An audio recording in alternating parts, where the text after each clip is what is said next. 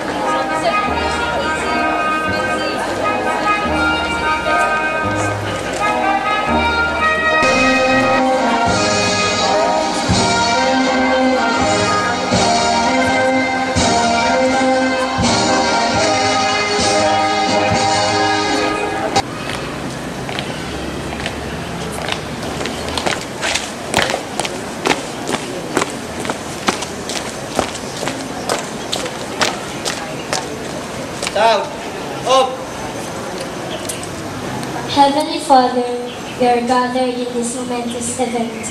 Thank you for this wonderful day, and thank you for all the blessings you have bestowed on us. Forgive us our sins and make us worthy as we celebrate this graduation of ours. Guide us as we partially close this chapter and as we open a new door for a journey to start. Help us see the right path to success and empower us with enough strength to conquer all obstacles and hindrances we're about to face as we start to take our first step to our 1,000 miles journey. This we ask in the mighty name of Jesus, our Lord and our God. Amen. Ready.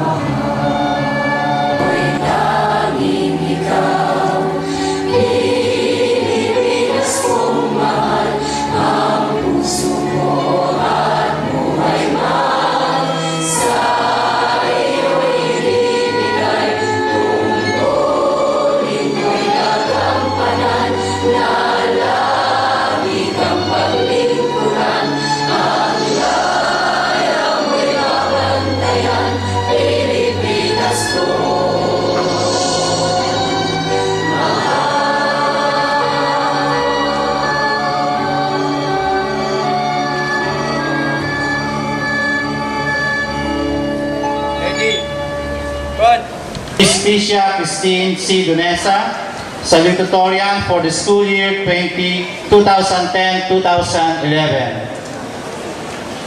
Yes. Principals of the City Schools of Valenzuela,